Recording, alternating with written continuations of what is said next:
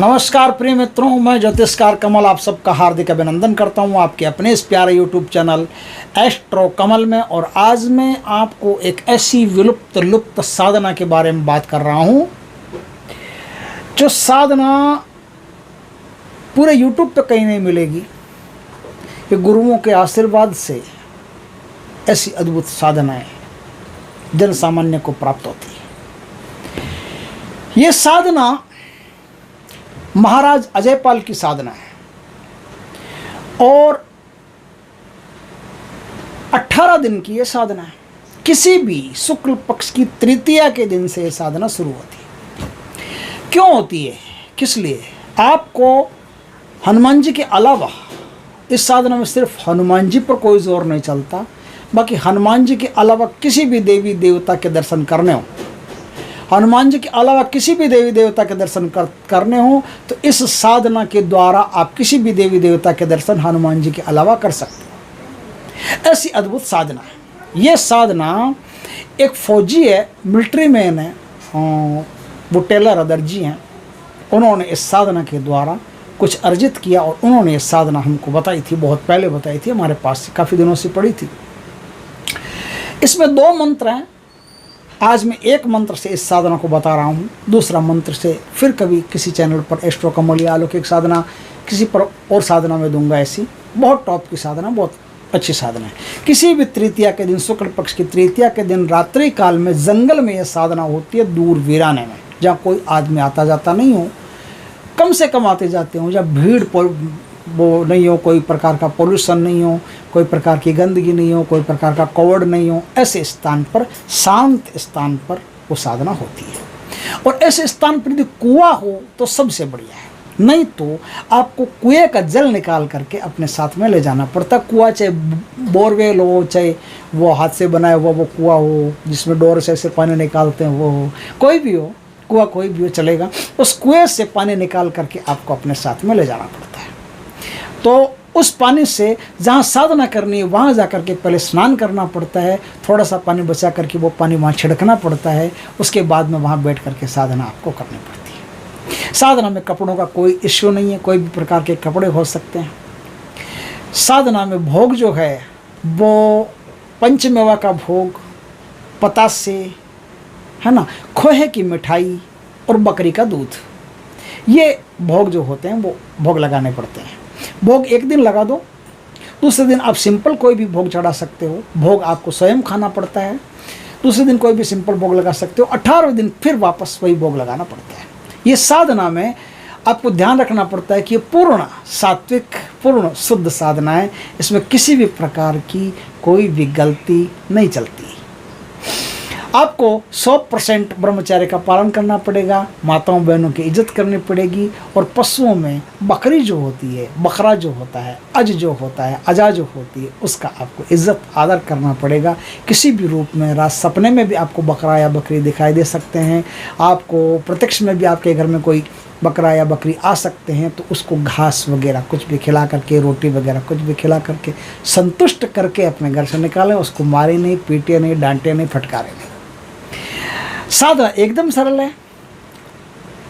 साधना में बाबा अजयपाल के नाम की आन दे करके अपने चारों तरफ घेरा बनाना पड़ता है। बाबा अजयपाल की आन, बस इतना ही बोलना पड़ता है, आपको और कुछ आवश्यकता नहीं है किसी मंत्र को बोलने की। साधना में सुरक्षा घेरा अत्यधिक अनिवार्य है, क्योंकि जिन शक्तियों को आप बुला रहे हो, आप भूत, पिशाच, चूड़ी, चांडा, चमोरनी, ये वो किसी भी शक्ति को बुला सकते हो, किसी को भी, बस उसका नाम आपको पता होना चाहिए। वो शक्ति तुरंत तत्काल आपके सामने उपस्थित मिलेगी और जो मांगोगे वो वरदान आपको देगी, और नहीं देगी तो कैसे देगी वो बताएगी कि इस प्रकार से मेरी साधना करोगे तो आपको मैं वरदान प्राप्त करवाऊंगी। इस प्रकार से साधना आप आराम से कर लो। उत्तर दिशा या पूर्व दिशा की तरफ मुख रख करके बैठना पड़ता है, गुरु आज्ञा से बैठना पड़ता है, मंत्र दीक्षित होकर के गुरु से प्राप्त करना पड़ता है। मैं तो यूट्यूब में बता दूंगा, मुझे तो कोई दिक्कत नहीं है, लेकिन फिर भी मंत्र गुरु से दीक्षित होकर के लेना पड़ता है, दीक्षित होकर के प्राप्त करके फिर इस साधना को कीजिए। क्योंकि ऐसी जो साधनाएँ होती है, ऐसी क्या कोई भी साधना होती है, बिना दीक्षा के वो पार नहीं होती, उल्टा नुकसान होने की संभावना रहती है। तो आराम से दीक्षा प्राप्त करके साधना कीजिए। बहुत प्यारी साधना है। हनुमान जी, सिर्फ एक हनुमान जी है जो इस साधना से नहीं आते और उनको बुलाना भी नहीं चाहिए, क्योंकि हनुमान जी के और इस साधना के आपस में नहीं बनती है। अगर हनुमान जी का नाम ले लिया तो मुश्किल हो जाएगी, फिर कोई सुरक्षा चक्र काम नहीं आएगा।